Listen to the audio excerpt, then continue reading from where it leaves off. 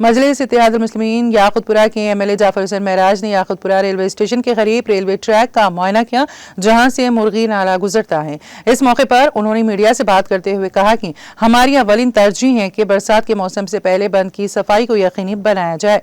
हम बारिशों के आने से पहले इस काम को मुकम्मल करने के लिए तेजी से काम कर रहे हैं और हम मुकामी रिहायशियों की कीमती तजावीज़ के लिए शुक्रगुजार हैं, जिन्होंने रेलवे स्टेशन के करीब पानी के जमूद का तजुर्बा किया है। रुकन असेंबली के हमरा पार्टी के दीगर अरकान भी मौजूद थे।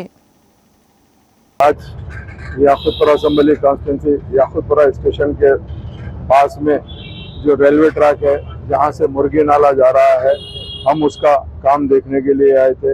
एक तो चीज़, रेनी सीजन से पहले डिसिल्टिंग पूरा प्रॉपर करवा के जो बंड है कमाना है, कमानों को पूरे का पूरा टोटल 100% डिसिल्टिंग कराना है। उसके अलावा जो वाटर स्टैग्नेशन होता है पटरियों के नीचे, उसको भी किस तरीके से हम आपकी मर्तबा वाटर स्टैग्नेशन नहीं होने के लिए कोशिश करने के लिए आए हैं।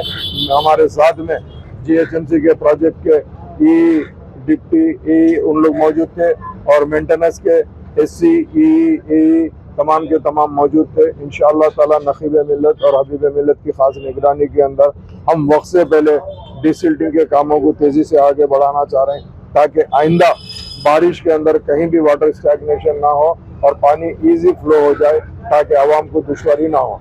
जिसमें हमारे पास मेन जो पॉइंट मुझे नजर आया और आवाम का भी कहना था कि वो याकुतपुरा स्टेशन के बाजू में काफ़ी पानी जमा होता था, उसको किस तरीके से क्लियर करना, वो भी किए।